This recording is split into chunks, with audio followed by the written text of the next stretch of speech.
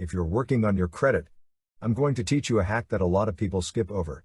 They do not understand, nobody's talking about this. The biggest thing that people skip over is they do not attack the names and addresses that do not match your utility bill and your driver's license. Step number 1. You need to update your driver's license to match your current address. This is very important because your name and address has an 8 to 16 digit code that's attached to it. So if you're not updating your address on your driver's license, this is really hindering the process. You need to take this step, and this needs to be one of the biggest steps that you do, is update your driver's license. You have to understand that when they verify this information, the credit bureaus aren't doing a real investigation. They're literally cross-referencing these to the digit codes that are attached to every single address and every single name that's on your credit report. With Experian, Equifax, Sage Stream, and TransUnion, each one of them had their own individual code, and what they do is have eOscar send that information over to the creditor or debt collector, and they verify that the information matches up. That's why it comes back verified. That's why it's important that you do this step, and you attack those names and addresses. But first things first, update your driver's license to match your current address. Because you can't dispute an address that's on your driver's license. You can with Metro too, but when you're doing standard disputing, this can potentially hinder the process, so make sure you take that step to update your driver's license first. Now that you updated your driver's license and your utility bill, they both have to match. This is very important.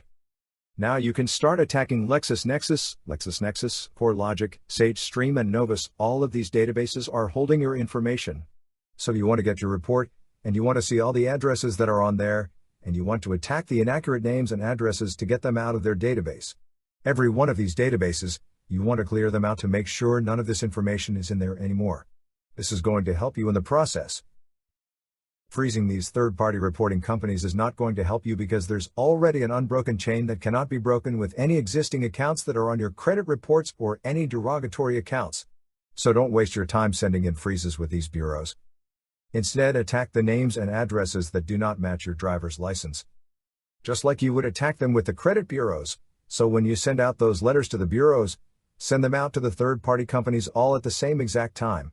One of the most important things that you need to do when you're disputing, whether you're sending these letters to the bureaus or you're sending them to the actual third-party companies, send them certified mail. Always send your letter certified mail, because you need proof. Later on in the process, you can file a complaint with the CFPB, and you can show them that they're failing to investigate. They're not really doing what they're supposed to be doing. So make sure you get all of your reports from all of those other bureaus that we talked about: LexisNexis, Novus, Sage Stream, and CoreLogic. Those are going to be your main big ones that you want to go after to get that data out of that system and out of the credit bureaus at the same time. Don't waste your time freezing, because it is a waste of time and energy and resources. You need to understand that when you attack these names and addresses and that they refuse to remove them, then you can file a complaint with the CFPB. This is what you call a failure to investigate. If you're proving that these items clearly are not accurate because they don't match your driver's license and utility bills, then it has to come off your credit report, because only accurate and complete information can be on your credit report. So if they refuse to remove them, you can file a complaint with the CFPB against every single one of these companies. You need to do that because you're creating a track record showing that they did not. So if you have to file this complaint with the CFPB, you want to wait at least 2 rounds at maximum. If they refuse to delete these items after you've attacked them at least 2 times, now you can file a complaint. You do 2 rounds, they deleted some of them, but not all of them. You sent in another letter stating these need to be deleted immediately, because they are not accurate, and they are not complete, and I want them to leave my credit report. Then you sent that certified mail the second time and they didn't respond.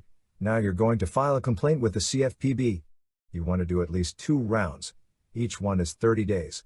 When you file a complaint, you want to state very clearly they are failing to investigate. Failure to investigate is a violation of the FCRA,